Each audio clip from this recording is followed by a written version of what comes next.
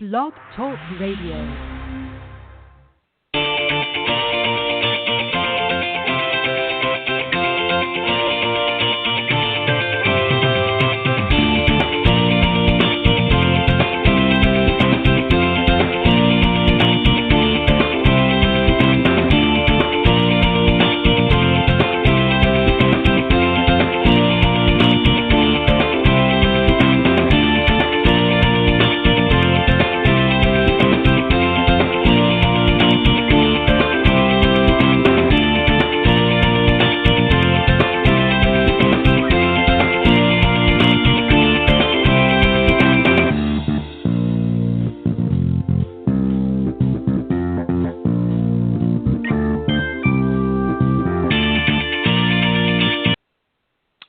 Good morning, everybody, and welcome to the Women of Golf Show. I'm Ted Odorico, and joining me alongside here, of course, is Legends Tour player and LPGA professional Cindy Miller. Good morning, Cindy. Good morning, Ted. How are you? I'm doing very well. Great sunny Tuesday morning down here in Florida. I don't know what the weather's like up in Buffalo. I almost said Chicago. It's up in Buffalo. Probably sunny? The best day we've had all years today. Very well. The sun is out. I think it's going to be like 75 and sunny. No wind. Oh, wow. Great Perfect. scoring day. Exactly. Time to take advantage of that. Okay, of course, Cindy and I are the hosts of the Women of Golf Show. We're glad that you can join us this morning. Let me just remind everybody, Cindy, of course, we are live every Tuesday mornings from 9 to 10 Eastern Standard Time, unless we specify otherwise. Best way to find us, go to blogtalkradio.com, and up in the search key, type Women of Golf, and that will take you right to the main page. And the live broadcast is always right there front and center. But if you can't join us live, not to worry, just scroll down that page, and in the on-demand section, all of the previously aired shows are there, so you can listen to them when it's convenient for you if you can't join us here live. Also, you can go to itunes.com, and under the podcast section, again, type Women of Golf, and that will take you to the page there through iTunes, for those of you that like to follow that way. Always would love to hear from you. You're welcome to speak to either Cindy or myself, and do so. You can call area code 347-945-5855. And as I said, we would love to hear from you. So you're welcome to join the conversation anytime during the live broadcast. You can also email questions to womenofgolf@gmail.com, or any comments that you'd like about the show. Or maybe you have an interesting guest that you'd like to see in the show. You can email us there, but if you're somebody in the golf profession, whether you're a teacher professional, a player, an entrepreneur, or just maybe somebody that's got something that you really want to discuss on the show about golf, maybe a direction you want us to go with the program, you can reach out to Cindy at cindymillergolf.com, and she'd be more than happy to work you into the mix. And you can also communicate with me as well at ted.golftalklive@gmail.com. Got a great show, Cindy, this morning. Of course, we got another winner from the Symetra Tour this past weekend, Laura Wearn.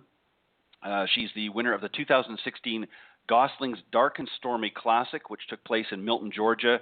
Again, this past weekend, that was held at the Atlanta National Golf Club. And then a little bit later in the broadcast, after we speak with Laura, Shelley Liddick is going to be joining us. She's a member of the LPGA Teaching and Club Professionals, and she's also the women's golf coach at Bellevue University out in Omaha, Nebraska. So she'll be joining us in the second half of the program. But, interesting, some of these young ladies, Cindy, that are up and coming on the Symetra Tour, obviously their long-term goal or immediate goal is to get out onto the LPGA Tour and play with some of the more seasoned veterans of the game.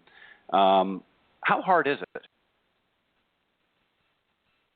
How hard is it to qualify or to play on the Symetra Tour? How hard is it?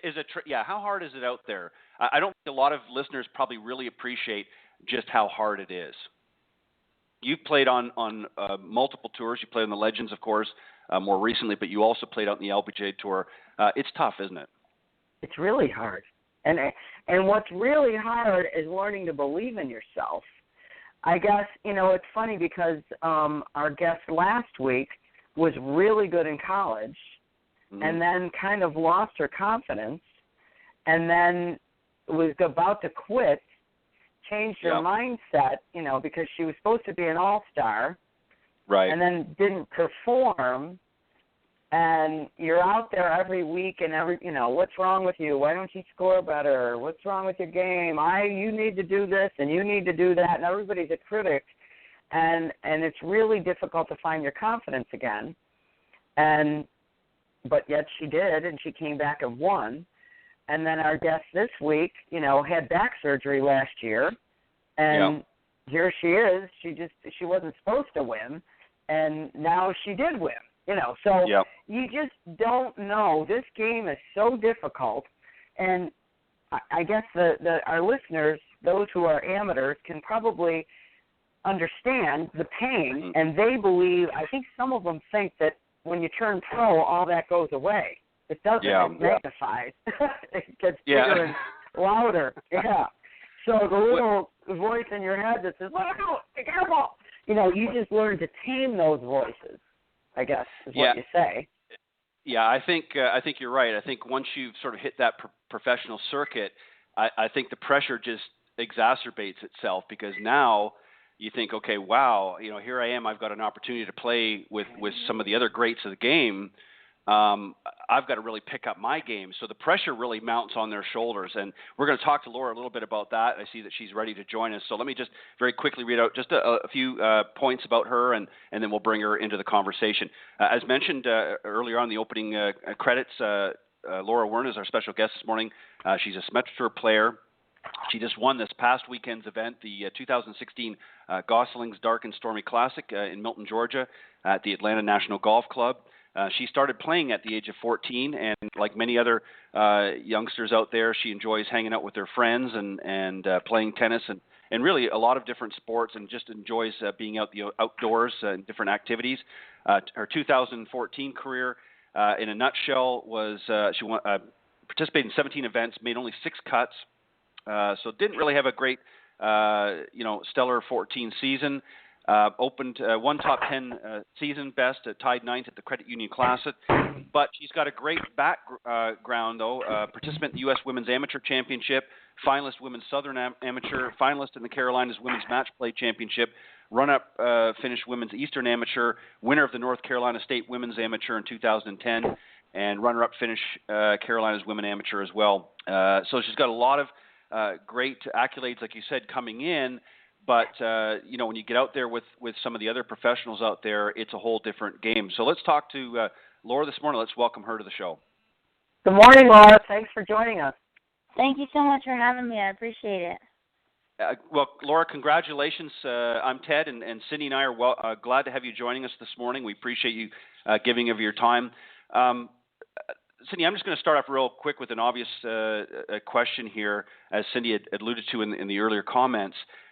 You had actually just gone through some back surgery, I believe, last year. Tell us a little bit about that, what happened. Were you injured, or was it just something else? And how did you sort of move through into your recovery? Yeah, it was a long process. I'm not really sure how I hurt my back. I think it was just a combination of, golf, workouts, and bad genes. But it just kept getting worse at the start of last year and end of, 2014. And so I tried some rehab and some cortisone shots, but ultimately I ended up having surgery in May. And so it was a long process. I couldn't play golf for a while. Couldn't really do much physical activity at all, but I started playing again in about October of last year and kind of slowly worked my way into some tournaments. So it's great to be back now. And obviously having a back injury, especially for a golfer, could potentially have been very serious. And obviously, you were able to work through that. But do you find yourself being a little extra careful now, knowing that you've got that issue to deal with from time to time? Yeah, I do. I'm so thankful that we've got a trainer, Cliff, out here on the road, and my physical therapist at home, Graham, has been awesome. And so, I do more stretches and I try to strengthen my core. So I'm definitely always thinking about it because I don't want to go through it again. But I think that, I think it's helped me get better at golf when I've started to focus on some of the strength and flexibility that, I've worked on to, improve my core and back, get my back stronger. And obviously injuries, Cindy, I'm sure you can attest to this as well, playing out on the LPGA and obviously the Legends Tour as well. Injuries, a lot of people don't associate golf obviously it's not a contact sport, so they don't really associate injuries per se, but Laura and Cindy, I want you to comment as well. Injuries is a lot more common out on the tours than what people realize, correct? Yeah, I think it's really common. Yeah, just overuse, I think, overuse, and you're asking your body to do an awful lot. Yeah, well, I think it's also, repetitive nature. Yeah, and I think probably more so in wrist and a lot of the wrist injuries you hear about some of the players, and I'm sure obviously because you're on your feet a lot and you're walking, you're going to get maybe in your ankles or that sort of thing. But is this the first time that you've sort of been dealt with that type of situation in your career so far? Yeah, I just had some really minor injuries, but this was the first major injury that really put me on the sidelines for a while. So it was a frustrating process. Tell us a little bit about your win this weekend. Yeah, it was awesome. I really wasn't expecting it. I wasn't playing that well in the practice rounds, but I guess something clicked in the first round, and I started playing some great golf, and I got a lot of confidence, and, the last day I was really nervous. Madeline and Prima, they were pressing, and they had to hit some great shots, so I was just really fortunate to come out with the win, and it was a great feeling. Now, you had go ahead, Cindy. Tell us what clicked, because we're always searching. Well, I think I just been hitting the ball all over the golf course, and when I was warming up, I hit some really great shots. I had been messing with my swing, and I just tried to hit some cuts, and it worked for me all week. So I just was stayed focused on my game plan, and I guess it worked out for me. So you hit cuts all week, and they worked? I hit cuts, and it worked. So I think I might be trying that strategy the next couple of events. Yeah, absolutely. Now you've had Laura. You've obviously had certainly a solid career thus far, but this is your first win, correct, on the Symetra Tour? Yes, sir.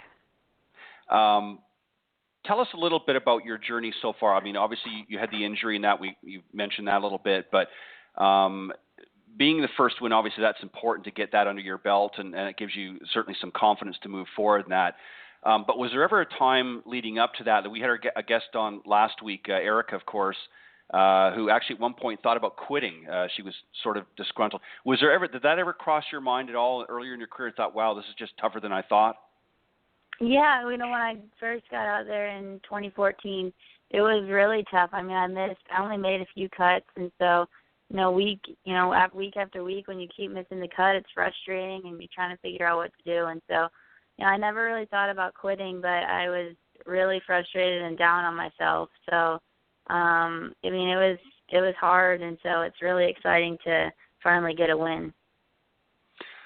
What do you do in a situation like that when you do get down? What motivates you to sort of move forward? What thought process? Because obviously, Laura, as you know, and Cindy, we've talked about many times on the show, the mental side of the game is what most amateurs don't realize is actually far more important than the physical side of the game. How do you pick yourself up when you get down like that? Yeah, I think that's the hardest part. I mean, it's hard to be confident when you're hitting it terrible. But I think, I just watched other girls who were playing really well, and that kind of motivated me to keep improving and, keep trying to get better each week. And so I think it was just seeing how successful they were. It made me want to be just as successful. And so I just kind of stayed with the process and kept working at it. And Cindy, you've mentioned many, many times about how important it is to really understand sort of the whys, why are you there and that sort of thing. We talked about that in your Own Your Game series. Can you elaborate a little bit about how important it is for a player like Laura that's had maybe some difficult stretches, how important it is for a player to sort of regroup and pick themselves up? Well, I think the difficult part of golf and playing golf is that you can invest all this time and energy and money and work on your game, and you may never get the results you're looking for. Is that true, Laura? Yeah, I think so, for sure. And so if you play, did you play in college? Yes, ma'am. I went to Furman University. Oh, you did? You're a smart girl. I went to the University of Miami, and I am buddies and played on the tour with Beth Daniel, Betsy King, and Cindy Farrell. So they all went to Furman. Oh, wow. That's awesome. Yeah. Anyway, you can invest all this time and money and energy, and there's no guarantee that you're going to get what you came for. And each week there's only one winner. So there could be 144 people teeing it up, and there's only one person that's going to win. So you have to kind of set your sights and your goals and your expectations to say, what are my goals? Well, everybody wants to win. But if you consistently finish in the top 10, which that girl from Sweden, I can't pronounce her name. What's her name? Madeline Sagstrom. I might be mispronouncing it as well, but I think that's how.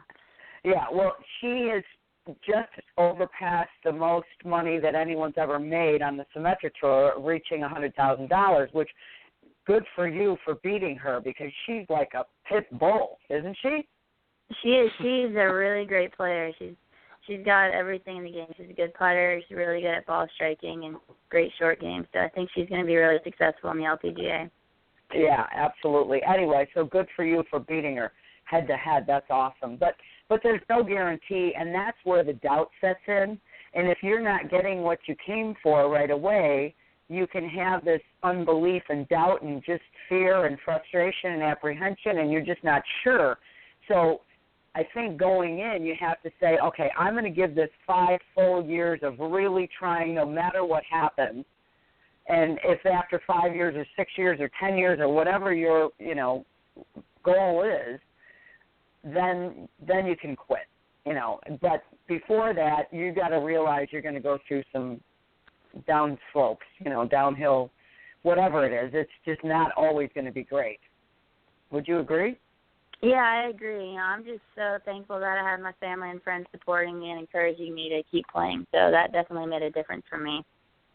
That's great. That's great. Laura, how did you actually get started in golf? What was it through your family that sort of introduced you, your parents, or just watching it on TV? Both my parents love golf, and they're avid golfers, and so I grew up right by a golf course, and so I hit around when I was little, but my sisters and I didn't love it, and we were busy with other sports, and so I guess once I got to high school, I started to play more and more, and then once I played in my first tournament, I really liked it, and I kept playing more and just kind of started slowly that way. What do you find most challenging about your game? What's sort of your, and I hate to use the term weaker area, but what's the most challenging part of your game? I think my putting can be inconsistent. When I'm putting well, I feel like I can shoot some really low numbers, but it's frustrating to hit good shots and, then not make the putts and, take advantage of opportunities. So I think that's what I've been working on the most recently. And what about your strongest part? My distance. I get a lot of short irons and wedges that give me some good birdie opportunities. So you're pretty accurate with your short game. I try to be, but it depends on the week. What would you tell amateurs out there, Laura, that are tuning into the show this morning? Let me break this up in 2 parts, because you obviously get an opportunity to see a lot of them play or have played with some over the years as you've been climbing up. But what are some of the biggest mistakes you see a lot of amateurs do with their game? Do they focus too much in an area that maybe isn't going to benefit them? Because you know how to play golf. You know that the difference about hitting a golf shot and playing golf are 2 different things. You know how to play golf. What do you see some of the biggest mistakes amateurs make? And if you were their coach, if you will, what would you advise them? Yeah, I think I see so many people just standing on the range banging balls, and they don't really spend any time on their chipping or putting, and so when they get to the course, they hit good shots, but right when they get around the green, they lose a couple shots here and a couple shots there. And so I would tell them to spend 10 extra minutes on their putting each day, or 10 extra minutes chipping, and I think their scores will drop really rapidly. Yeah, I agree with that.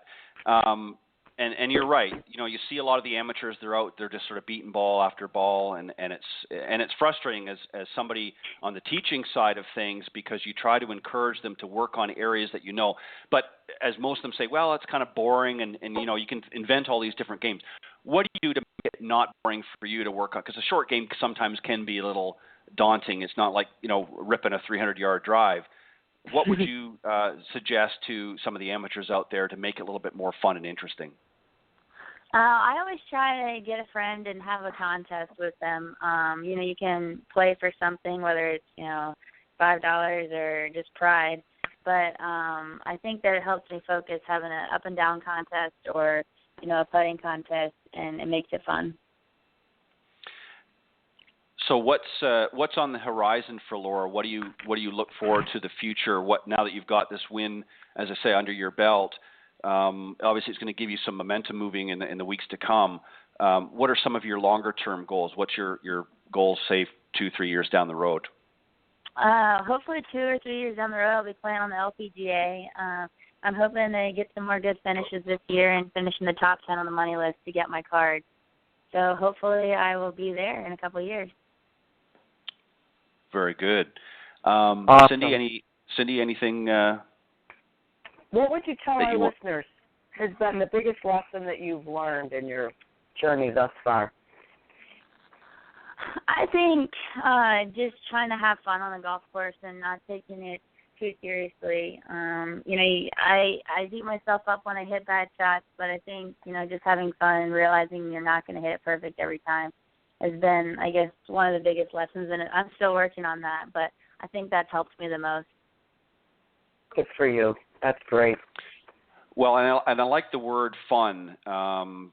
You know, and that's something interesting, Cindy, that we've heard a lot of the players that have come on the show talk about is they like to have fun. It's not, you know, obviously there's a serious aspect to playing competitive golf on this level, but at the same time they want to have fun. Because and Laura, I'm sure you concur, if you're not having fun out there, there's not much incentive to want to play, correct? You really have to love it. I mean, money aside and all of the accolades, if you're not really enjoying, it's like any job really. If you're not having fun or enjoying your work or your craft, it can become very boring and very tedious over the time. Correct? Yeah, and the travel would be a grind, and it would be really tough. So how many days do you practice? And tell us a little bit about your practice routine, and also you mentioned about working out. You have a trainer in that. Are you a diligent person that works out a lot, or are you sort of average? I could do you definitely think? be better. I'm probably average. It's, you know, for me it's been tough to work out on the road and find time, so I've been trying to fit that into my schedule and be better about that. But you know, I try to practice most days. I genuinely love it, so I get out there as much as I can. But I'll usually take, you know, Mondays off as a travel day, and but other than that, I try to be at the golf course a lot. That's perfect, and you know, you obviously have to get out there and work at different areas of your game, not just the physical parts of the game, but also the mental aspects as well. What do you do? Are there things that you do mentally to sort of keep yourself in check, so that when you do get out there and get faced with some difficult holes or difficult challenges, that you're not just sort of crumbling to pieces? What do you do to sort of help that aspect? I just try to tell myself it's a long day and there's so many more holes of golf, and try to take some deep breaths and visualize good shots. Do you ever break up your round? Some of the players that we've had on here talk about where they'll break up their 18 holes into groups of, say, 3, or some might do it at 6. Do you do something similar to that, where instead of playing? I've heard a lot of people doing that, but I haven't done that before. Maybe I should give it a try. Well, there you go. Something else that you can put in your repertoire. Laura, we want to thank you for joining us this morning. I know that you've got a busy schedule ahead, and we appreciate you taking some time, and good luck for the rest of the year, and good luck on your journey to the LPGA, and we hope you'll come back and join us again. Thank you. Thank you so much for having me. I appreciate it. You're very welcome. Thank you. All right. Bye-bye. Bye. Thanks. All right. Great young lady. Obviously has a good head or shoulder. There's a pattern here, Cindy, that I've noticed, and I'm sure, again, being a player, you notice as well, a consistent pattern with a lot of these players is they're very, very focused. They know exactly, it's not like, well, I'd like to do this, or I'd like, they have a sense of direction. In other words, they've got, a beam of light, if you will, in the future that they say, okay, that's what I'm walking towards. And I'm sort of course, meaning that metaphorically, but, they've got their goals, they've got an agenda, and they sort of piece together the puzzle on how to achieve that goal. Is that what you see as well with a lot of these players? I see them, or at least they sound like they don't have that much doubt. And maybe, to me, it's a few years ago when I was playing on the Symetra Tour, trying to get ready for the Legends Tour, there were so many kids out there that really had no business being there. They just were not good enough. And it was like they were in denial and they weren't sure where they should go after they got done playing. Or college golf, it's like, I'm just avoiding getting a job. Right. And again, I understand that we're talking to winners here who can play, so there's a big difference. But finding the money and sponsorship dollars, we've had a couple girls on here that I see their profiles on LinkedIn and their Twitter, and, hey, do you want to support me while I play golf? So there's still an awful lot of kids out there that really don't have the money to play. Yeah. And to me, it was just very difficult to try to get the money to play. And if people didn't believe in you, it was, you got to believe in you more than they do. But it was hard, really hard. So God bless them all. That's awesome. Yeah, and it is hard. There's a big competition, as you say, for sponsorship dollars, and obviously and understandably so that the businesses and the companies that usually sponsor a lot of the players, they're going to seek out the top players. They're going to get the Madeline Sagstroms out there that are very aggressive, that, like you mentioned, like a pit bull, and they're out there winning, and that's who they're all competing for. And those that maybe aren't as aggressive or aren't as even flamboyant, if you will, for lack of better words, they're going to have a tougher time. And as you well know, Cindy, it's not cheap to play. The equipment, a lot of them I know sometimes can get sponsorships through that aspect, but the equipment's not cheap, and the time and the effort to get out there and practice. Well, the travel and the entry fees and the hotels and staying in private house. It's not a glamorous life. You're staying with a different family every week. The first year is probably the most difficult because you don't know where you're going, you don't know the golf courses. You're trying to get acclimated. You got to figure out when are you traveling. Like she said, Monday's a travel day. You got to really be organized with your schedule because it's you and only you, So God bless them. It's really, really hard, and I think it's awesome that they're not giving up. And I think that playing college golf also helps them because they travel an awful lot. But it's great. Something else too, Cindy, that just sort of came to mind, and you've had this experience as well because you played, as you said, for the University of Miami, but one of the things that a lot of people, I'm sure, is a bit of a culture shock for some of these young ladies that played collegiate golf. They're playing on a team, so there's that camaraderie. They've got a group of other girls that they're playing with, that they're out there grinding it and trying to move the team forward, if you will, in the standings. But then when they get out on the Symetra Tour or whatever other entry tour, if you will, now all of a sudden they're on their own. They don't have that team with them any longer. So that's a transition in itself. Would you agree? Absolutely. But again, they're out there and probably some of their teammates are there too. And they've played college golf and matches against all these other schools. So basically it's just, you're continuing what you were doing. It's just, it doesn't matter what your teammates shoot. Right. And you can't, you can't rely on your teammate for the extra help. I'm sure they're all supportive of one another in some degrees, but now they're out there actually competing against one another as opposed to competing together for a common cause. So it's kind of interesting. I just think when you see some of these young ladies, like Erica particularly, last week, had a very very good collegiate, a game, if you will, and a lot of some great success there. But then when she came out on tour, got to a point where just things became so overwhelming that she thought about giving the game up. And as we heard Laura earlier as well mention that there were times in her earlier career that she thought, wow, this is a little tougher than what I thought. So it's a big shock, as you pointed out earlier on, that when you get out there and now you're on just because you're a professional, all those fears and anxieties that you may have carried through on your journey don't just suddenly evaporate into smoke. Absolutely. What did you do while we're waiting here for Shelley to come on board? What did you do to sort of ease? I mean, obviously you don't get rid of them completely, but I'm sure you had in your transition some anxieties and that you sort of carried along. And I know you've jokingly talked about on the show that you're still working through some of them now, these years later. But what were some things that you tried to do earlier on to really alleviate some of that anxiety coming out on tour? Well, you can really only focus on the task at hand, and you need to remember that. And what every one of these young girls is saying to us is, I'm trying to have fun on the course, so we got to have fun.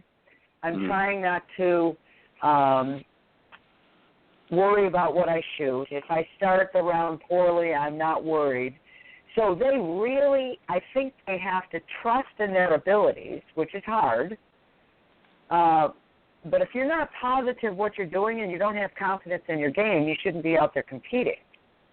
Does that make sense? Yeah, that makes.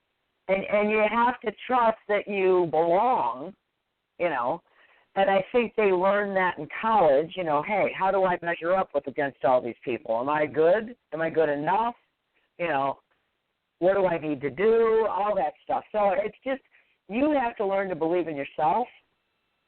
And you have to know what you're doing, and you have to be able to focus on it. Exactly. So, and we're going to talk. Yeah, we'll talk a lot. We've got a great guest coming up here, and I see she's ready. So we'll do a quick introduction here, and then we'll bring her out into the conversation. And we'll actually talk to her about because she obviously has the experience here as the women's golf coach at Bellevue University in Nebraska. We'll talk to her about how she handles her young ladies out in the golf course, but how as she prepares them for the next phase, if you will, in their career. So let me just introduce here first Shelley Liddick, and then we'll bring her on the show. Shelley, of course, is in addition, as I mentioned, to the women's golf coach for the Bellevue University out in Nebraska. She's also a LPGA teaching and club professional. She was named women's golf coach at Bellevue back in August of 2010, has been named the AC Coach of the Year in her first 3 seasons at Bellevue. She was named the LPGA National Coach of the Year in 2012, 2013, and again in 2013 and 14, becoming the only LPGA member to coach, LPGA member coach, to be awarded the honor 2 years in a row. She's also been awarded the LPGA Central Section Coach of the Year twice as well.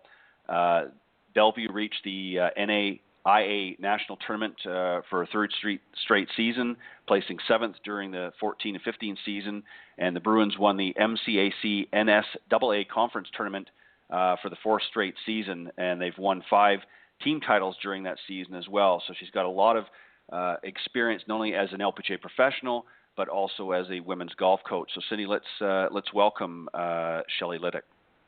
good morning, Shelley. Good morning. How are you? Thanks for having me. Thank you for joining us. We appreciate you joining us, and thank you for taking your time out of your busy schedule. Shelley, there were a lot more accolades to go on, but we want to have some time to talk with you in that. You also had 21 tournament titles, to your credit as well. So lots of good stuff there. First and foremost, what we want to really talk about, obviously, is your coaching aspect. We just had a young lady, Laura Wearn, from the Symetra Tour. She was a winner last week. This was her first win. Mm-hmm. Had a interesting college career, not really a strong college career, but nonetheless an interesting one. First off, talk about a little bit about your coaching style. How do you sort of approach the girls on the team? How do you handle some of the adversities that come up from time to time? So just talk maybe a little bit about your coaching style. Sure. Well, one of the ways that I approach college golf is to really build on the team aspect. Golf is such an individual sport, and we're out there, we when we grow up playing as juniors, we're out there by ourselves, and we kind of learn the game from that perspective. And then once you get into college, it becomes a team sport. You play 5, count 4, and it takes all 5 to post a score. So even though we drop a score, it takes all 5. So everybody has a role on the team. And those roles tend to come about, I guess, organic. They sort of emerge. And sometimes you can pinpoint a girl and say, okay, you're gonna make a great leader. And so I will try to develop leadership skills in that person to then become, maybe the team captain or, something like that. So just really developing a team and building team chemistry is one of the first things I try to do each year. And so from there, well, then we can have different types of practices where we continue the team aspect, but also, of course, we're always working on their skills, and whether they're the hard skills or soft skills, but we're always doing it as a team. And so I think that there's a lot of power in that team aspect, and that helps those girls become better and actually become better than they thought they could ever become. And that's just something that's always worked for me, and so I kind of stick with that. And so through that team aspect, that's when you're starting to develop the human, and you're developing their character skills, and then all those wonderful things emerge on the golf course during competition as a player. Interesting. What do you do? What do you look for when you're putting your team together? Obviously you're looking for a certain skill level, but what other attributes are you looking for as well? You might have a great player that comes up and can just hit the ball around the golf course like crazy, but maybe has a less than stellar attitude on the golf course. Maybe, I'm not going to say they're throwing clubs around, but they just don't have a positive attitude. Is that a player that you would necessarily want to bring on the team that could potentially have a negative effect, even though they're a good player? Right. So, yeah. So that's a huge factor, and that can be coached out of a person. It takes a long time because it's just become such a deep habit as far as how they react to bad shots. I don't necessarily go after that person in the recruiting environment. If I see that, I'm probably going to shy away from that. But sometimes you can kind of see through that and really see into the person that's kind of protective mode, like protecting themselves, and so they act out in that way. That can be easily coached out.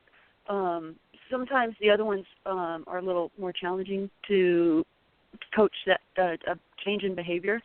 But what I tell my recruits is, I'm looking for a person who, first and foremost, has a deep desire to earn a university degree, because college golf or any college sport, that's what it's really about. Student first, athlete second. So they want to, be, even if they're not a strong student, but have that desire to earn that degree. That's important to me. They've got to be passionate about the game of golf, because once you play a college sport, it pretty much becomes your life, and it's all the time after class. We have fitness training, team meetings, practice, tournament travel. So you really got to be passionate and really love the game. Thirdly, they have to be a team player. Like they have to want to be a part of a team. And as I explained earlier, that's a very huge, important thing in college golf. And the fourth thing is that they've got to have the courage to see how good they can become. Because when you begin to develop your skills, and then all of a sudden you make 3-4 birdies in a row, that can be a scary place. And so you've got to be willing to sort of well, I always say fling yourself off the mountain Right. and just see where it takes you. And so those are the 4 things I talk to recruits about, and they either get it or they don't get it. And if they get it, they tend to be a pretty good team member with what we do. Yeah, so there's a lot of thought. It's not just, in choosing and putting your teams together over the years. It's not just a matter of them being a great player or a good player. There's other factors that you look at. Oh, absolutely. Yeah. And of course skill is important, but Sure. even more important is the person, because we can develop skill, and it's and then we can also help develop the human skills as well, the character and all that good stuff. So it's a lot of fun. Let me ask you a Yeah. question. Do you Yeah. interview the parents? Yes and no. I do have a lot of conversation, but I don't think of it as an interview, but I suppose that's what I'm doing now that you mention it. But yeah, I think it's important to talk to the parents and get a sense of how they view their child's game, how they view their child's academic career, and if they're trying to empower the child and kind of let them move forward and give them a safe space to fail, then you've got some good parents. And so the parents who it's all about results, it's all about performance, those are going to be the challenging ones to work with, because they're not creating an environment that's set up for their child to succeed. And so that's what I try to do, is just set up the environment. It's okay to fail as long as we're learning from those mistakes, because I don't know if there's a book out there, but I always use the term fail forward. Right. Yes, there There is. is. John Maxwell wrote it. Yeah, Yep. that's how I got it. Thank Fail you. forward. And it's okay. And that's a hard lesson for a lot of young kids, especially now, to learn. But yeah, so I do try to get a feel of how the parents, sort of how they their philosophy on that aspect, because when in golf, when it's not going well on the golf course, everything's amplified. Your emotions, how you feel about yourself, and so if we can, if you have a child that it's okay that you're not having a good day on the golf course, they're gonna rebound from that so quickly, and be able to come back the next day, or come back the next tournament and be just fine and really forget about what had happened in the last event. So yes, the parents, I think, have a huge influence on how the children handle that. I think so. Yeah, I think. How far away? Let me just ask. Go ahead. How far away from? You're in Nebraska, right? Right. How far away do you recruit? All over the world. Wow. So this team right now, I have 5 seniors, and I have 2 from Mexico, 1 from France, one of the seniors is from France, 1 from Bolivia, and 1 from Nebraska. And then I have 2 freshmen who are from France. So, and then next year I've got a girl from Argentina coming in and a girl from Germany, and then 2 Americans, 1 from Indiana and 1 from Ohio. So, yeah, so literally all over the world. Wow, very diverse. Wow. And it's a reflection I wanted to ask. Yeah. Go ahead, Shelley. Well, I was just going to say it's a reflection of how global women's golf is. And, when we look at the LPGA Tour and the leaderboard, there's a lot of different types of flags next to their names on the leaderboard. And that's just how women's golf is. And I love it.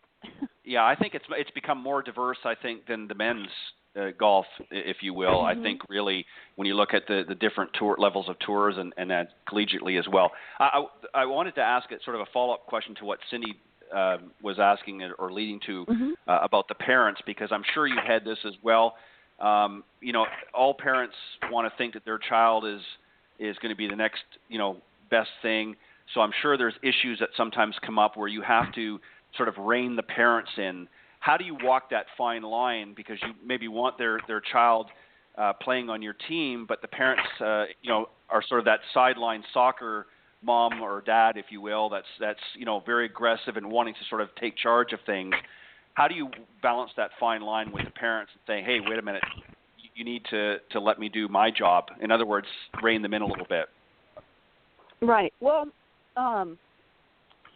statistics are a pretty good thing to use.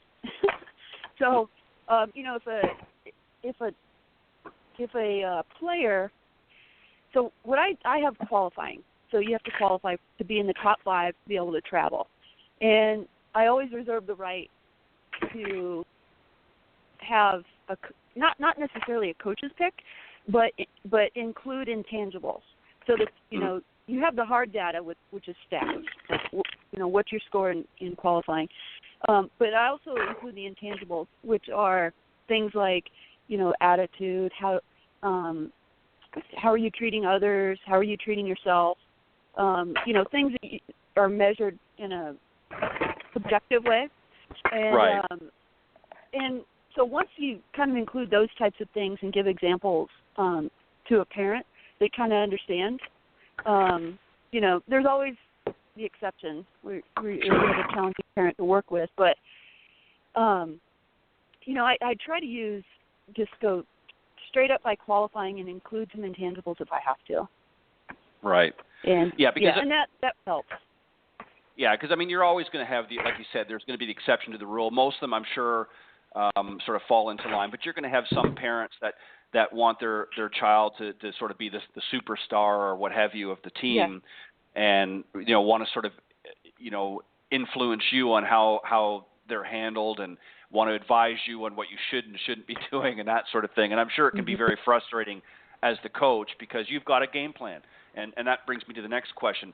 You have a game plan when you go into these events. Obviously, in a perfect world, you'd love to win them all, but realistically, you're not going to win every single one. But what is your game plan going in to the events? What do you try to say to the girls? Say, okay, this is what we need to do, and you need to sort of focus here because this is maybe a weaker. What's sort of your thought process, and how do you articulate that to the girls going into events? Yeah, well, we always have like a range that we like to have our team score. We don't say like an exact number, but sure. On after a practice round and evaluate the course and map it out and chart it and all that, we'll go, okay, I think this is realistic for us, and so we'll set that range. But more importantly is we're always reminding ourselves to stick to the process. And if we stick to the processes, that'll yield the results that we desire. Because if we are only focused on results, we're not able to stay present. And right. And when you're engaged in the process, that keeps you in the present moment. Because we always talk about one shot at a time, stay present, and it's like, well, how do you do that? And we practice being deeply engaged in the process, and that has to do with pre-shot routine. What we're thinking or not thinking over the ball, all the way to the end of the swing as you're holding your finish. So that just all the processes and the way we read a green, or engaging in processes for each and every shot. And so that's our big thing. So we're always talking about processes. Interesting. What about the other side of the spectrum? Obviously, as I said a moment ago, you're not going to win every event that you go into, and in some cases, it might be a huge disappointment. You might have had a big loss. How do you handle that situation with your team? Because, as you said, kids will bounce back, but even they, sometimes if it's a big enough loss, can really hit it hard. How do you handle that situation? How do you help them regroup and stay focused on the end game, if you will, and not let this particular event or maybe even a couple of events that they didn't do well in taking root? Well, one of the things I like to do after every tournament is I always have them tell me 3 things they did really well and describe it or write it in detail. So whether it's a shot, whether it's the way they handled something emotionally, maybe it's the way they handled a playing partner. So it can be any 3 things. So I have them write it down in detail. And then I have them write down 3 things that they didn't do well, and if they had the opportunity to do it again, what would they do differently? So that, and again, that can be a shot. It can be a way that they tried to create a trouble shot, or punching out of trouble or something, or it can be anything. And so once they go through that particular process after an event, that really puts things in perspective, because then they're seeing, okay, I did some things really, really well, and the things that I didn't do well, they have the opportunity to learn from it. Because when we're out there, you can't drop another ball and hit a mulligan, but post-round, you can reflect on it and go, you know what, I probably should have hit a hybrid instead of my 4-iron on that particular shot. And, so then they've replayed it in their mind, and it helps them just be more resilient and have that bounce back ability to be ready for the next event or be ready to go into practice the next day without having that weigh on their mind so much, because they've already processed through it. So I think that's probably one of the most important things we do, and I call it a round reflections, and they've become really, really good at it. It's amazing with how they're writing, especially the if I had the opportunity to do it again, what would I do differently? They've become very good at that. Yeah, and it's also a good way to keep them in tune with their schoolwork as well by writing. And I know everything's computerized now, but it helps with some of their other skills as well. Cindy? I'm still interested in how you recruit all these kids from all these countries. Do you go to these countries to look at them play? Wish. I have the world's largest budget. Yeah, right. I'm like, what is in this? Well, so in America, it's the only place where we can play a college sport and get a university education. So these kids all over the world know about this, and they want to come have the opportunity to do this, and they know that their golf skills can bring this opportunity. So there are several agencies, if you will, all over the world that help these kids find universities.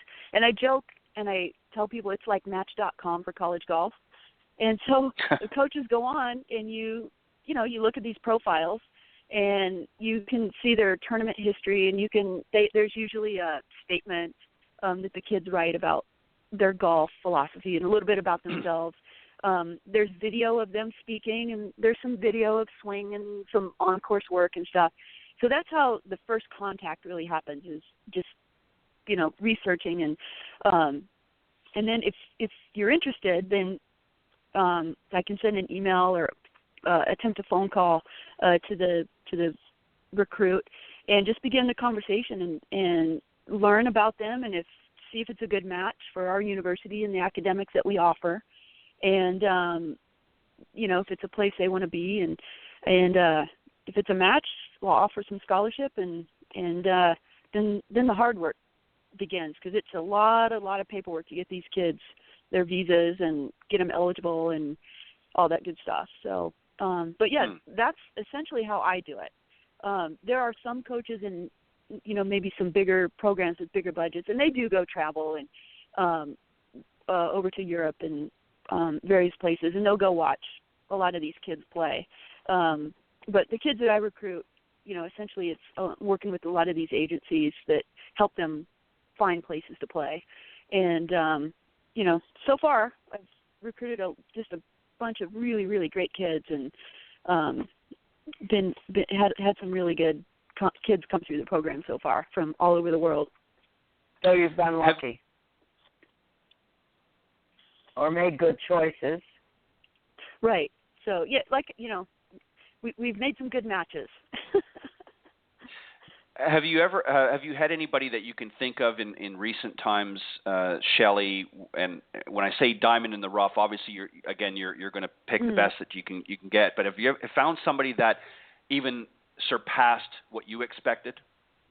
Yes, that is a great question. So there was a girl who was actually from Nebraska, and I tried to recruit her, and she ended up going to another college in Nebraska. And so then, I go through the year, and then at the end of the year I get this phone call from this girl that I was trying to recruit, and she said, "Hey coach, this is," her name's Carissa, "I have a release, so it's okay that I talk to you.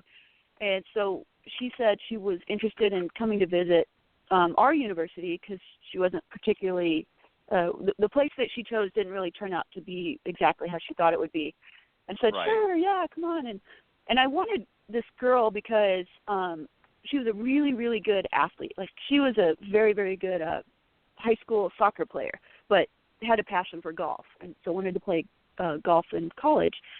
And she was an okay player, and but just that kind of spark plug that you want on your team, because, you know, as I said earlier, that team aspect is pretty important, and she would have played an important role.